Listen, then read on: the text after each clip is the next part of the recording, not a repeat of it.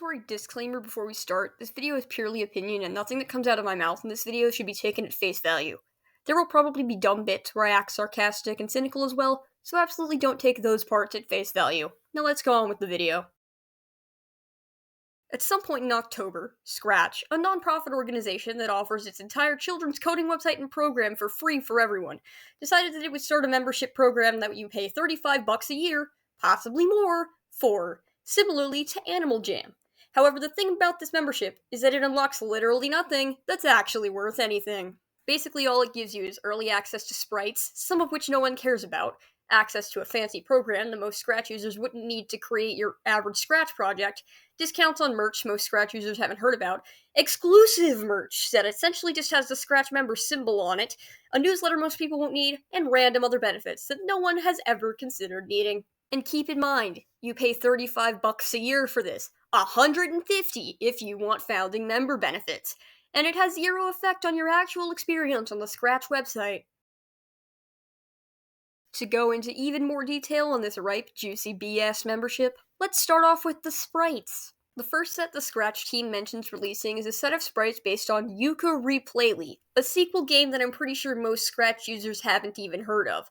This can be further cemented by the fact there are zero search results for this game on Scratch, though there are some for the original game this is a sequel to, Yooka-Laylee. The second is a set of mascots, which the Scratch team has obscured on their membership page. However, the sprites have been revealed in other places, and compared to the current Scratch mascots, they look like eyesores. However, the one on the right, Millie, does look like it would be a good mascot overall. However, the green one on the left, Zepto, is just a plain eyesore and is not designed all that well. I can see how Zepto would have potential with other groups of mascots, though. Either way, you can technically just take these sprites out of projects made by members and use them on site if you're not a member anyway, which makes locking them behind a paywall pointless. Next, we have the fancy program. Story Experiential is apparently some sort of professional story-making program Scratch is giving its users access to. However, this access is only temporary, and for a preview, and then you have to pay even more for it afterwards. To add insult to injury, children have been making story projects on Scratch for 18 years at this point, and most Scratch users would not need a fancy program, supposedly containing methods used by Pixar, to create a some storyline with default sprites. Now for the merch. Scratch has had a merch store for a long time. However, most people don't know about it, as it isn't advertised heavily, and can only really be found in the footer of the Scratch website. While some of this merch is what you'd expect and looks okay, a lot of it is not exactly something most people would be looking to buy from the Scratch Foundation, because people totally want to buy baby changing station covers from Scratch. Though, admittedly, the merch itself is pretty harmless and isn't particularly unethical to sell. The supposed member-exclusive merchandise, however, is worse. All but one of these items seemingly just exist to be random items with the Scratch member logo on them. The only piece of merchandise that isn't is a mediocre-looking shirt featuring the Scratch Cat's head with sunglasses, which you could find plenty of non-member exclusive alternatives to in the main segment of the merch store. In general, while these discounts might be somewhat enticing if you like random Scratch-themed items, the member-only merchandise is not worth the $35, and I imagine the discount wouldn't be either.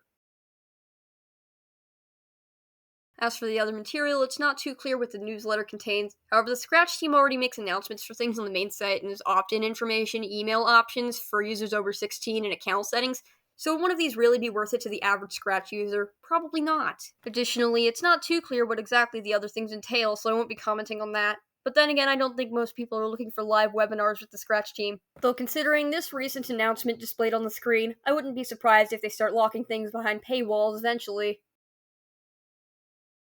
In general, I think the idea of a Scratch membership is insanely fucking stupid and goes against Scratch's values. For example, ranks above Scratcher is a rejected suggestion on the official list of rejected suggestions sticky in the suggestions segment of the Scratch forums.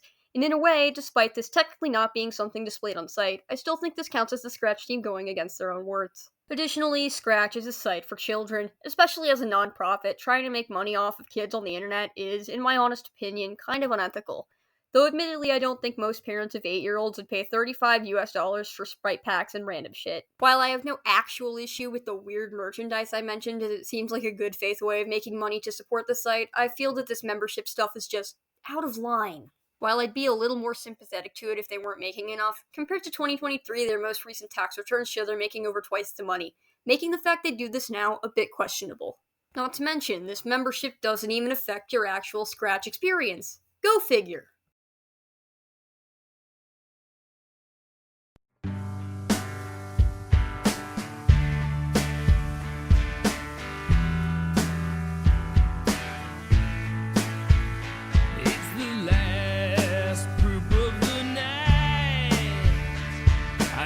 empty vowels to sleep.